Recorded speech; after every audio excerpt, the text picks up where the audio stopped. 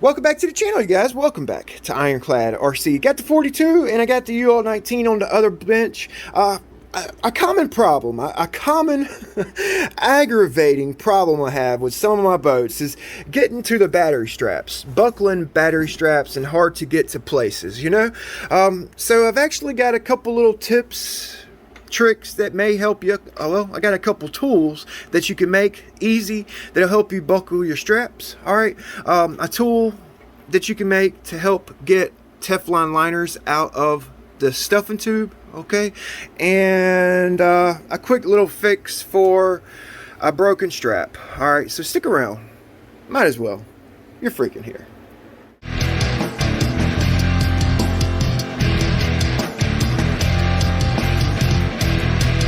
I know a lot of you guys will have to agree, okay? Some of these freaking boats are tight as hell to get your batteries in, okay? Much less trying to get in there and buckle your strap using two hands. You kind of got to use two hands to get to these things, you know?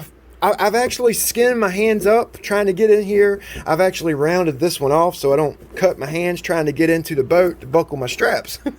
So hopefully these little tips and tools I'm going to show you will help you out, okay?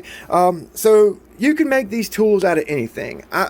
You know, it's basically a 2mm stainless steel wire, basically. I use a push-pull or a push-pull throttle or steering for a one-to-one boat. It's a cable, okay? It has these ends that hook up to your motor. The other end hooks up to your steering wheel or your gearbox, you know, and it steers the boat or changes the gears on the boat. Okay, what I do is I just cut the cable, cut it about a foot away from the end, and I'll pull the whole cable out. You get a nice stainless steel wire, all right, and then you get these ends. You get two of them depending on which cable you get like a something like this, or you get like a 3/16 shaft with a threaded end, okay, something like this, okay. All right, so I'm gonna show you how I do my batteries. I'll do that in just a second. I'm gonna get this a couple of my odd and end tools out of the way and how to remove the liner real quick. So let me get my camera set up. Okay, so like I said, they're just the push-pull rods. All right, and I'll go ahead and show you this guy right here. I just cut it a little bit long, okay, and I put an old drive dog. I just Loctited it on there, okay, just to kind of keep my prop in place, okay? Now, it almost looks like a freaking wire drive, but it's not. What I use this for is I'll actually flip my propeller upside down, okay? I'll put a nut on there, all right? And I actually have a hole. I actually have a hole drilled in my workbench, okay? And I use this guy right here to polish and shape up my propellers. You know, I could spin it, I could keep a nut on there and kind of keep it in place, or I can use it free moving like I got it here. But you know, that right there alone is a freaking lifesaver, okay? It helps me out a lot when I'm balancing propellers, okay? Another thing I use these pick tools for, that's what I call them, just a pick tool. I made this guy right here. It's I sharpened it up and then I bent it. I bent a little curve in it. Sorry, my hands are dirty. I got super glue. I can't get it off. I use these to get Teflon liners out of stuffing tubes. Okay, when I'm like changing out a stuffing tube or checking a stuffing tube, what I do is I'll use that pick tool and I'll put it in my stuffing tube, in my liner, okay, and then I'll just kind of jab it into my liner. All right, I'll jab it in my liner, kind of move it around a little bit, boom. Okay, pull your Teflon liner out easy. All right, you guys see that? Super easy. All it is just a little hook, you know? It just hooks it and you can pull it out. It barely even messes it up. I've had some that were stuck, you know, and that were like stuck in the liner or glued in, where I had actually put a little bit of silicone to actually glue it into my stuffing tube, and I've tried to pull them out and ripped it a little bit, you know. So just keep that in mind. If you have yours glued in, or if it's tough, it may rip it, you know, trying to get it out. So keep that in mind. But this is a very, very, very handy little tool, okay? And you can make it with just about anything. Okay, all right. So this guy right here, I don't use it very often. Okay, but when I do need it, it comes in handy. Okay, I've just got like a little U bend right here, and then I got another bend right there. Okay, what do you guys think that's for? All right. So what I use this for, and like I said, I don't use this very often. I use this more often on like my trucks and cars, like one-to-one cars. But what I use this for is I'll actually take and put it on a fuel line or a silicone cooling line like this, okay?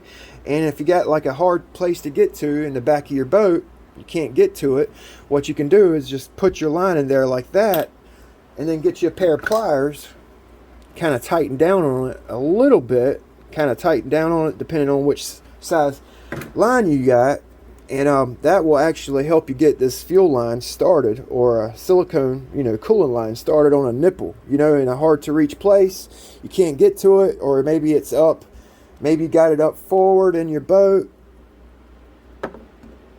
Okay, and you can't get to it. You just kind of tighten it down on there, and you can get to it. All right, you can bend it, for a hard to get to place. You can bend it, okay, and get to some of these hard to reach spots. All right, put your silicone line on a nipple. This guy right here, you don't use it very often, but it's a good little trick to have in your bag of tricks. Now these are the ones I really wanted to show you. This one and this one. Actually, all three of these, they're all about the same, but they come in handy. I'll keep them in my box, like my field box. Super simple to make. Okay, this one right here, I got like a bend in it, and it's kind of got like a angle. All right, this guy right here, it's got like a small bend with a little pusher. I can like push things and I can pull things with it. Okay, this one right here, it's got like a larger puller and a smaller pusher. Okay, now you can buy pick tools from like Harbor Freight, a whole set of them, but these particular little shapes right here actually help out quite a bit. Okay, so I'll show you these two right here. All right, now this one right here actually comes in handy when you have your batteries buckled. Hopefully you guys can see. When you have your batteries buckled and it's hard to pull the strap, what I do with this one, all right, I'll put it in my strap right there, and I'll just break that Velcro loose. Okay, you guys see that? You can break the Velcro loose with this guy right here. See, I'm just doing it one-handed. Okay, you see that? All right, and what really comes in handy about this is the fact, when you got a tight place, hopefully you guys can see this. I'm doing my best trying to get you guys a good view here. What I like to do is I'll grab my buckle with this pick tool. Okay, I'll grab my buckle like so. Okay, pull it out a little bit, or say you got your buckle like say your buckle's way down there. All right, you got your strap pulled tight, and you can't get to the buckle. You know what I'm saying? You can't get your hand in there and get it.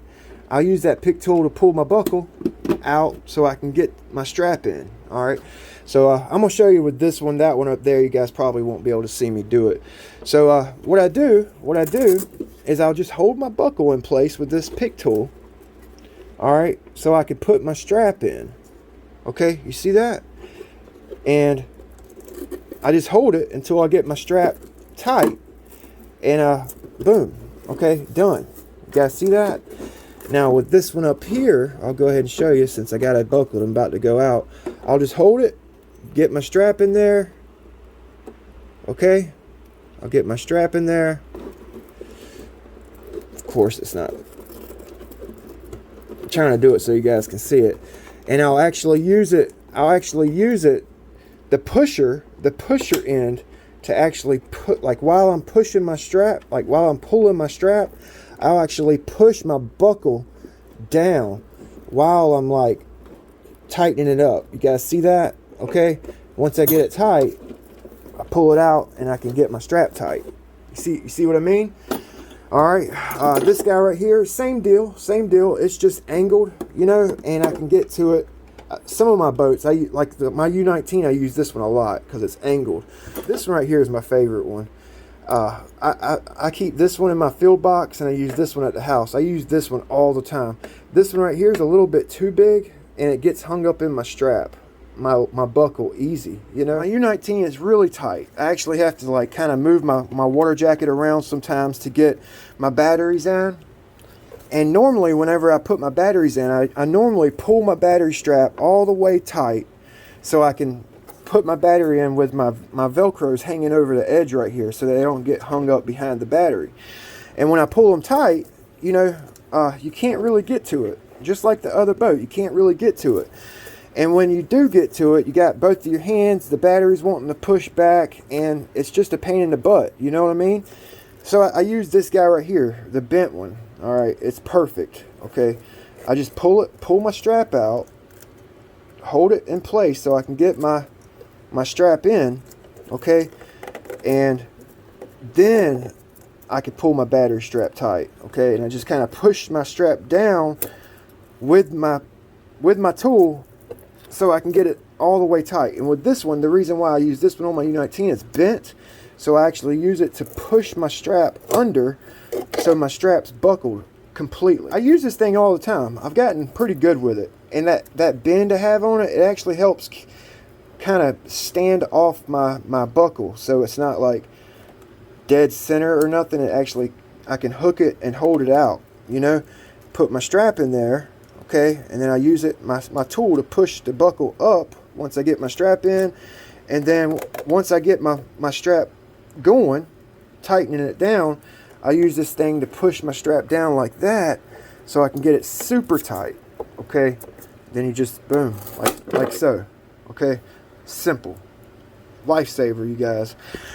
I recommend you guys making a couple, you know? They're easy to make. All right, and then the other thing, the last thing I wanted to show you, yeah, this is the last thing I wanted to show you, was I actually broke this strap the other day trying to get it super tight. All right, so I broke it. All right, I'm just gonna, I used to actually sew these. I used to sew them. Like when I broke one, I would sew it, you know? But what I've been doing is I'll either use super thin or gap filling medium super glue, CA. All right, any kind of CA, I guess. And I'll just put my buckle on there. I'll hold it in. I've already showed you guys this, but I'll just kind of hold it in place. I'll put that gap filling medium on there. And of course it's freaking, there we go, a little bit of super glue on there, boom boom boom, okay, and hold it in place. That thing ain't going nowhere, boys. A lot of times, sometimes I'll actually accidentally glue this little hasp, you know, the loop right here. And if you do get glue on it, just make sure the hasp, the loop, the buckle is kind of standing off a little bit, you know. It actually helps you out a little bit if it's like standing off like that, you know. It actually helps you buckle your strap. But just hold it on there. It ain't going nowhere. That thing's on there. It ain't going no freaking where. You know what I mean? It ain't going nowhere. What I use these foam strips right here for, all right, it's just these big blocks of foam. I put it on a table saw and stripped it out real thin. I'll put a block right here. I'll buckle my strip in, okay, and it helps hold my batteries in place so they don't shuffle around. These things have grip to it. And two, whenever I take my battery out, my strap actually stays on top of that piece of foam. It don't get like wedged or when I put my battery in, it don't go under my battery. It actually keeps my strap on top of the battery at all times. So whenever I go to put my strap on, okay, once I go put my strap on, my battery strap is always where it should be at. You guys see the back one right there? A lot of times those things will get pushed, you know, jumbled up behind the battery, and it's like you have to dig it out, you know. It's a pain in the butt. But hopefully these little tips helps you guys out. Just a couple little tools that I've made, that I've found over the years, that's really helped me with my hobby, you know. So like, comment, subscribe, hope this helps you guys out. Thanks for watching. Big B with Ironclad RC, channel where we tinker, test, and tune everything.